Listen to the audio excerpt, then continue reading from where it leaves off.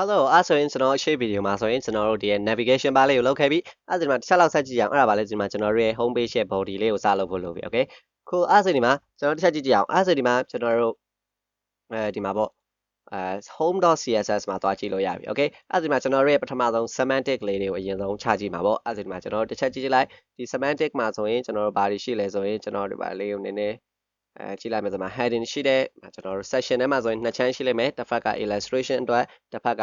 စာတွေအတွက်အဲ့အတွက်ကိုကျွန်တော်ဘယ်လိုလုပ်လိုက်မလဲဆိုရင်ဆိုပါတော့ဒီမှာ div dot ကျွန်တော်တို့ဘာလာမလဲဆိုတော့ဒီကောင်လေးကိုကျွန်တော်အမြဲတမ်း react ဆိုပြီးလုပ်နေရကျွန်တော် VS Code လေးကိုနည်းနည်း configure ကြိုလုပ်ထားတင်တယ်အဲ့ဒါဒီမှာကျွန်တော်ရပြီ div dot ဆိုပါတော့intro ပေါ့ကျွန်တော်ပြောနေကြအတိုင်းပဲအဲ့ဒါဒီထဲမှာကျွန်တော်ဒီ h1 ရှိလိုက်မယ်အဲ့ဒါဘာလဲဆို start building ideas project okay with cool better front vector okay အဲကျွန်တော်ရဲ့ scan up လုပ်ထားတဲ့စာလေးနဲ့ပေါ့ step building idea အဲ့ဒါဒီမှာကျွန်တော်နောက်ထပ်ပါလာမယ်ဆိုတော့ break လေးတွေလိုက်ထည့်လိုက်မယ်ပြီးကြနောက်ထပ်vector step okay ကျွန်တော်ဒီမှာ break လေးထည့်လိုက်မယ် okay ရပြီအဲ့ဒါကျွန်တော်ဒီမှာပထမဆုံး h1 လေးပြီးသွားပြီပြီးနောက်ထပ် paragraph လေးလာမှာပေါ့ကျွန်တော်အကုန်လုံးကိုလိုက်ရိုက်မနေတော့ဘူးကျွန်တော် design နဲ့ဟာကိုပဲကျွန်တော် copy ယူလိုက်တော့မယ် okay အဲ့ဒါ copy ယူလိုက်ပြီးကျွန်တော်နောက်ထပ်ပါလာမလဲဆိုရင်သူဒီ paragraph ဆိုပြီးလာလိမ့်မယ်ဒါမျိုးလေး okay ပြီးကြရင်နောက်ထပ်ပါလာမလဲနောက်ထပ်ဒီရဲ့ sign up ဆိုတဲ့ button လေးလာမှာဟုတ်တယ်မလားအဲ့ဒါကျွန်တော်ဒီမှာ button လေးထည့်ပေးလိုက်အောင်မယ်ဆိုတော့ button sign sign up okay အဲ့ဒါဒီမှာကျွန်တော်ရပြီအဲ့ဒါပြီးကြရင်နောက်ထပ်ပါလို့သေးလဲဆိုတော့ကြည့်လိုက်ဒီမှာဆိုရင်ကျွန်တော်စာတွေစမြင်နေရတယ် okay အဲ့ဒါပြီးကြရင်နောက်ထပ်ဒီ session ထဲမှာနောက်ထပ်တစ်ခုလို့တွေဟာ div.vector okay ကျွန်တော်တိုင်းနေထားလိုက်မယ်ဒါလေးကျွန်တော်တို့ရဲ့ vector graphic ကိုပြပေးမယ်အပိုင်းရတဲ့ဒီကောင်ကိုကျွန်တော် figma နေပြီးတော့မှ export လုပ်မှာပေါ့အဲ့ဒါရပြီကျွန်တော်ဒီတိုင်းလေးထားလိုက်အောင်မယ်အဲ့ဒါဒီဘက် vector ကိုနောက်ပိုင်းမှာထည့်အောင်ကျွန်တော်အရင်ဆုံး task ကိုအရင်ဆုံးစမ်းလုပ်ကြည့်မယ် okay အဲ့ဒါဒီမှာ basic styling pretty much ကျွန်တော်ဒီမှာ class တွေလိုက်ထည့်ရမှာပေါ့ class name equal hero session ဆိုတော့ကျွန်တော် hero လို့ထားလိုက်မယ် okay ဒီကောင်นี้ hero intro ပေါ့ဒီတိုင်းတော့လုပ်ဆရာမလိုပါဘူးအမှ intro ပေါ့ပြီးရင်နောက်ထပ်ပါလာမလဲဆိုရင်ကျွန်တော်ဒီမှာ class လေးလိုက်ထည့်လိုက်မယ် intro heading header ပြီးရင်နောက်ထပ် class name of intro paragraph okay ပြီးကြနောက်ထပ် class name of intro cta cool stuff အဲ့ဒါရပြီကျွန်တော်ဒီမှာတစ်ချက်လောက် dot hero hero section landing section ကိုပေးကျွန်တော်ပေးကျွန်တော် width ကို 70% လို့လုပ်ခဲ့တာ header တုန်းကပြင်မှာဆိုရင် margin inline margin inline of auto ဆိုတော့အဲ့ဒါကျွန်တော်တို့အလဲတက်တဲ့ကိုရောက်ပါလိမ့်မယ် okay အဲ့ဒါရပြီကျွန်တော်ဒီမှာနည်းနည်းလေးလုပ်လိုက်အောင်မယ် height ကို cltမှတ်မိလားမသိဘူး 100ph minus ကျွန်တော်တို့ရဲ့ပြောချင်တာ 5rem 5m ဘာလို့လဲမှတ်မိလားမသိကျွန်တော်ရှေ့ဗီဒီယိုဒါကြည့်ခဲ့မယ်ဆိုမှတ်မိလိမ့်မယ်ဘာလို့ဆိုကျွန်တော်တို့ header ကို 5rem ဆိုတဲ့ height လေးပေးခဲ့အဲ့တော့ကျွန်တော်ဒီမှာ landing section ကိုအမြဲတမ်းအကွက်တိ 100ph ဖြစ်ချင်တော့ကျွန်တော်ဒီမှာ css ရဲ့ function လေးနဲ့တွက်လိုက်တာ okay ပြီးဒီမှာ background color of red မှာကြည့်လိုက်အဲ့ဒါကျွန်တော်တို့ဟာဒီအပိုင်းလေးကွက်တိဖြစ်နေတယ် okay ရပြီအဲ့ဒါဒီမှာနည်းနည်းလေးတစ်ချက်လုပ်ဖို့လိုပါသည်ဒီမှာ display grid ကျွန်တော်ဒီ hero section မှာ display ဆိုပါတော့ grid ပြီးရင်ဒီမှာ grid template columns repeat autofit ကိုတောင်းလိုက်မယ် autofit ပြီးရင်ဒီမှာဆိုရင်ကျွန်တော်တို့ဘာလာမလဲဆိုရင်ကျွန်တော်တို့ဒီautofit min max နည်းနည်းလေးပြီးရင်ဒီမှာ500 pixel whenever okay အဲ့ဒါဒီမှာကျွန်တော်တို့ဒါမျိုးလေးဖြစ်လိမ့်မယ်ရပြီအဲ့ဒါကျွန်တော်ဒီမှာတစ်ချက်ဆက်ကြည့်ကြည့်အောင်ဘာလို့ကျွန်တော်ဒီမှာ queen တ queen ချန်ခဲ့လို့ cool အဲ့ဒါရပြီawesome ကျွန်တော်ဗာရေးလိုက်တာလေနားမလည်လိုက်ဆိုရင်ရတဲ့ခဏလေးပြန် break down လုပ်ပြမယ် okay အဲ့ဒါဗာလဲဆိုတော့ကျွန်တော်ဒီမှာintro ပေါ့ကျွန်တော်ဒီမှာ dot intro လေးကိုလိုက်ပြီးနာမည်ပေးလိုက်မယ် dot intro ထားပါတော့ background color of coral okay ပြီးရင်နောက်ထပ်တစ်ခုဗာလာမလဲဆိုရင် dot vector ကို background color of okay ဒီရောင်လေးလောက်ရမယ်ခုဒီရဲ့ 5 pixel min max 1 alpha ဆိုတာကျွန်တော် channel ကိုကြည့်နေကြဆိုရင်တော့သိလိမ့်မယ်ဒါပေမဲ့ခုမှဒီကောင်ကိုမြင်ဘူးရဆိုရင်လေဒီကောင်ကပြောရမယ်ဆိုရင်ကျွန်တော်ဒီကြည့်တာ control shift c မှာ responsive လေးကိုနှိပ်လိုက်ကျွန်တော် responsive မရေးဘူးဆိုပေမဲ့ဒီမှာနည်းနည်းလေးကြည့်လိုက်သူဒီ5 pixel ထက် viewport width ကသေးသွားတဲ့အခါမှာသူတို့နှစ်ခုဒီလိုမျိုး stack လုပ်သွားမှာပေါ့အဲ့ဆိုဒီမှာတချို့ပိုင်းနေဆိုကျွန်တော်တကယ်လို့မရတစ်ချိန်ဒီမှာ responsive ရေးလာခဲ့ရင်ကျွန်တော်ဒီမှာဆိုရင်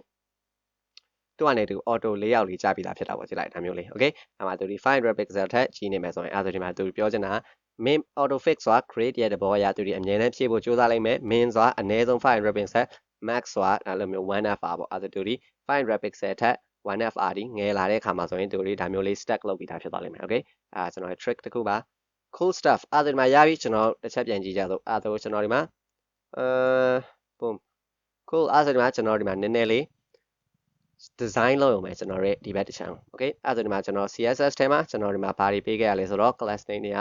intro header intro para ဘာညာပေးခဲ့ okay အဲ့တော့ဒီမှာကျွန်တော်ဘာလုပ်လို့ရလဲဆိုတော့ဒီ intro ဒီ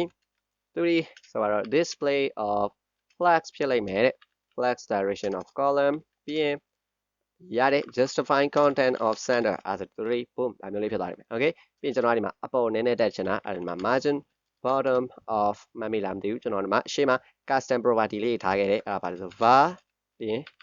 spacing ဆိုတော့ excel okay အဲ့ဒါကျွန်တော်တို့ဟာဒီဒါမျိုးလေးဖြစ်ပါလိမ့်မယ်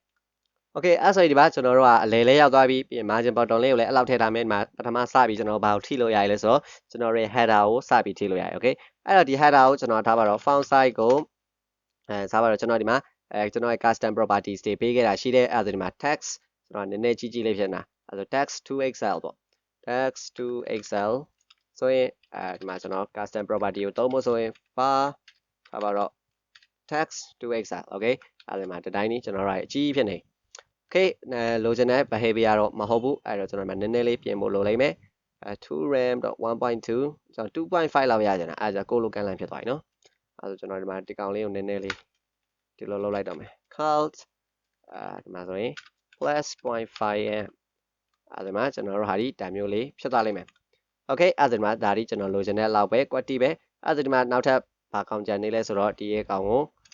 margin of 0 အဲ့ဒါသူဒီမှာတစ်ခုနဲ့တစ်ခုကတ်သွားလိမ့်မယ်ပြီးရင် padding of 0 okay အဲ့ဒါကျွန်တော်လိုချင်တာဒီကောင်မဟုတ်ဘူး intro မှာ okay အဲ့ဒါဒီမှာကျွန်တော်တို့ဟာဒီ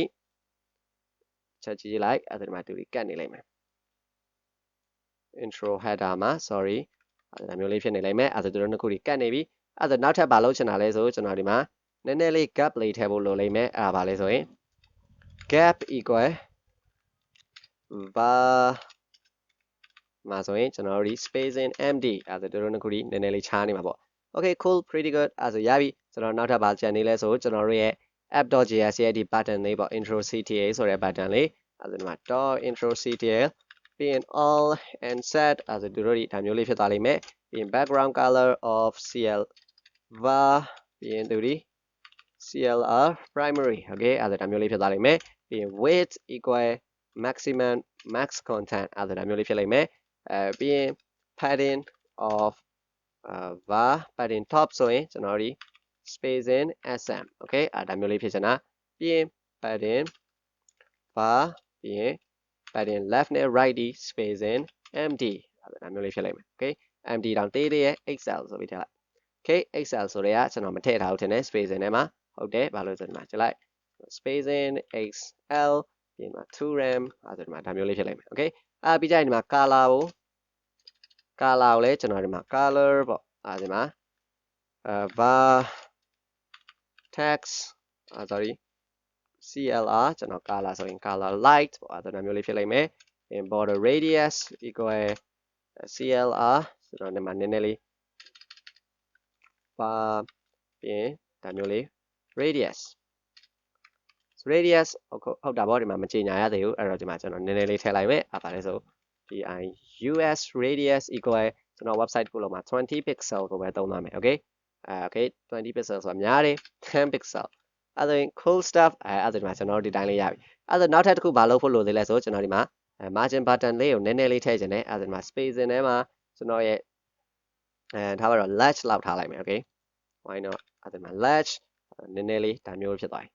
okay pretty good အဆင်ပြေပါတယ်သူတွေနည်းနည်းလေးလဲစံတာကြတယ်ကျွန်တော်ရဲ့ design မှာတစ်ချက်ကြည့်နည်းနည်းလေးတောင်သူတို့ space out လုပ်ချင်လုပ်လို့ရတယ် okay အဲ့ဒါကျွန်တော်ဒီမှာ font size မှာတဲ့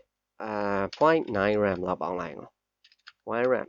okay တိုင်းလေးစင်ပြေပါတယ်အဲ့ဒါရပြီကျွန်တော်ဒီမှာနည်းနည်းလေးဘာလုပ်ဖို့လိုလေးလဲဆိုတော့ spacing lg တဲ့ကျွန်တော်ဒီမှာ xl နည်းနည်းလေး custom properties လေးတွေကိုနည်းနည်းပြင်လိုက်မယ်အဲ့ဒါပါလဲဆို2 3ပြီးရင်ဒီမှာ spacing အကြီးဆုံးဆိုရင်4လောက်ထားလိုက်မယ်ခေဒါကိုယ့်ရဲ့ utility တွေကိုလုပ်တဲ့အခါမှာပထမအဆုံးတော့ဒီလိုပဲနည်းနည်းလိုက်ပြီး play around လုပ်ပေးရတယ်ဘာလို့ဆိုကိုယ့် website ကဘယ်လိုလာမယ်မှမသိရအဲ့ဒါဒီမှာ 5m ပေါ့အဲ့ဒါဒီမှာ 2xl okay အဲ့ဒါဒီမှာ xl ဆိုရင်3အဲ့ဒါကျွန်တော်ဘယ်လိုလုပ်လို့ရလဲဆိုရင်ကျွန်တော်ရဲ့ဒီနေရာမှာဆိုရင် 2xl လို့သုံးပေးလိုက်အောင် xl ပြီးရင် spacing ဆိုတဲ့နေရာမှာmargin button မှာ 2xl အဲ့ဒါမှာနည်းနည်းလေးအပေါ်တက်သွားလိမ့်မယ် 2xl ဆိုရင် cool ရပြီဒါလောက်ဆိုရင်ချိန်နေပါတယ်အဲ့ဒါဆိုတော့ကျွန်တော်ဒီမှာဒီတိုင်းလေးမြင်ရပြီအဲ့ဒါဒီဘက်အချမ်း vector graphic အချမ်းပဲကျန်တော့တဲ့အဲ့ဒါဒီမှာ vector graphic ကိုလုပ်ဖို့အတွက်ဆိုရင်ကျွန်တော်ဘယ်လိုလုပ်လိုက်မလဲဆိုရင်ကျွန်တော် figma နေပြီးတော့မှဓာတ်ပုံတွေကို export လုပ်လိုက်မယ် okay ဒီမှာဒီပုံရယ်ဒီပုံရယ်ဒီပုံရယ် okay အဲ့ဒါကျွန်တော်ဒီမှာ control C control V ဆိုပြီးကျွန်တော်အပြင်ဘက်ကိုပို့ထားလိုက်မယ်သူဒီတစ်ပိုင်းချင်းစီတုံးထားတာကျွန်တော်လုပ်ထားတော့အဲ့ဒါကိုကျွန်တော်ဘယ်လိုလုပ်လိုက်မလဲဆိုဒီ frame ထဲမှာထည့်လိုက်သူတို့ကိုအဲ့လို frame ထဲမှာထည့်လိုက်ပြီးရင်ကျွန်တော်ရဲ့ဓာတ်ပုံတွေဒီဓာတ်ပုံတွေကိုဒီဓာတ်ပုံတစ်ခုချင်းစီကိုဒီထဲကိုထည့်လိုက် okay အဲ့ဒါဒါမျိုးလေးဖြစ်သွားလိမ့်မယ်အဲ့ဆိုရင်ဒီ frame ကိုပဲကျွန်တော်က export လုပ်ပေးလိုက်အောင် cool stuff အဲ့ဒါဒီမှာ frame ကိုနည်းနည်း export လုပ်မယ်ဆိုရင်ဒီမှာ export as svg ကိုလုပ်ချင်လဲရတယ်စမ်းကြည့်အောင် svg boom အဲ့ဒါမှာကျွန်တော်တို့ svg ကုတ်တွေအများကြီးနဲ့ဒါမျိုးကြီးဖြစ်နေလိုက်မှာ okay ကောင်းတာပေါ့အဲ့ဒါဒီမှာကျွန်တော်တို့နောက်ဆုံးဘာလုပ်ဖို့လိုလဲဆိုကျွန်တော်တို့ react ထဲမှာသွားထည့်ပေးလိုက်အောင်မယ်ကျွန်တော်ရဲ့ဒီ download ထဲမှာသူဒီပေါ်နေလိမ့်မယ်အဲ့ဒါဒီမှာချက်ကြည့် download ထဲကsorry always on top လောက်ထားလို့ download ထဲမှာအဲ့ဒါကျွန်တော်ရဲ့ဒီမှာ okay ဒီပုံလေးဟုတ်တယ်နော်အဲ့ဒါကျွန်တော်ကဘယ်လိုလုပ်လိုက်မလဲဆိုရင်ဒီထဲမှာကျွန်တော် static ဆိုတဲ့ file လေးတစ်ခုလုပ်လိုက်မယ် static ဒါဒီကျွန်တော်ရဲ့ဓာတ်ပုံတွေအကုန်လုံးကိုကျွန်တော်ဒီထဲမှာထည့်မှာ okay အဲ့မှာ static ထဲကိုထည့်လိုက်ပြီးရင်ကျွန်တော်တို့ဒီ right click ဆိုတော့ rename လေးလုပ်ပေးရမယ် svg ကိုအဲ့ဒါပါလဲဆို background ပေါ့ okay ကျွန်တော်ခုလောလောဆယ်တော့အသေးပဲထည့်ထားအောင်မယ်နောက်မှ dynamic လောက်ကြပါဟုတ်တယ်မလားအဲ့ဒီမှာ background ဆိုတာရပြီကျွန်တော်တို့ရဲ့အဲ့ဒါကိုကျွန်တော်တို့ရဲ့ဒီထဲမှာ svg ထဲမှာ image နဲ့တုံးပေးလိုက်အောင်မယ် img react မှာတခုရှိတာဓာတ်ပုံတွေတုံးခြင်း import လုပ်ပေးရတယ်ဥပမာ import bg from ဆိုပြီးဒီလိုလေးလုပ်ပေးလိုက်အောင်မယ်နောက်တစ်ချက်ဆုပ်သူဒီ static ထဲက bg.svg cool အဲ့ဆိုဒီမှာကျွန်တော်တို့ဒီ svg ကို import လုပ်လိုက်တာပဲပြီးရင်ဘယ်လိုလုပ်လို့ရလဲဆိုတော့ img image tag ကိုခေါ်ပြီးရင်သူတို့ဒီ source ပေါ့ c equal ကျွန်တော်တို့ရဲ့သူ့ရဲ့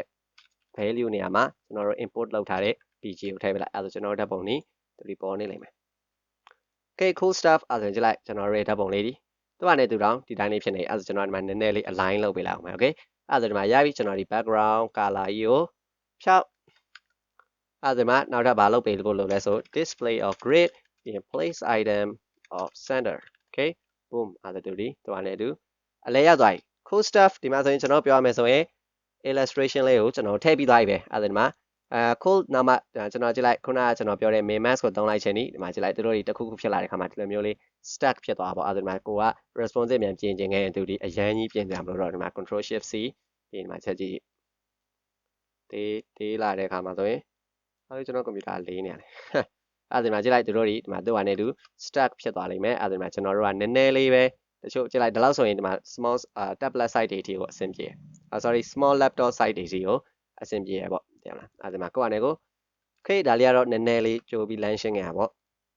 cool အဲ့ဒီမှာကျွန်တော်ပြောမယ်ဆို home page landing section လေးကိုနည်းနည်းလုပ်ခဲ့ကြပြီပဲဒီမှာ alignment လေးတွေနည်းနည်း off နေရတော့ရှိတယ်အဲ့လေးတွေနည်းနည်းအခုဒီမှာ real quick fix လိုက်မယ် okay အဲ့ဒီမှာတစ်ချက်ကြည့်ကြတော့အဲ့ကျွန်တော်ဒီမှာနည်းနည်းလေးဘာလိုချင်တယ်လဲဆိုကျွန်တော်အပေါ်နည်းနည်းတင်ချင်နေတာ CTA မှာအပေါ်တင်ချင်တယ်ပြီးရင်ဒီ text လေးကိုနည်းနည်း break လုပ်ချင်တယ် okay အဲ့တော့ကျွန်တော်ဘယ်လိုလုပ်လိုက်မလဲဆိုရင်intro paragraph ဆိုတဲ့ကောင်လေးဒီမှာဆိုကျွန်တော်တို့နည်းနည်းကျွန်တော်တို့ရဲ့တက်ထဲမှာ intro paragraph ပြီးရင် weight ကိုဆိုတော့ 70% အဲ့ဒါတို့ဒီလိုလေးနည်းနည်း stuck ဖြစ်သွားလိမ့်မယ် color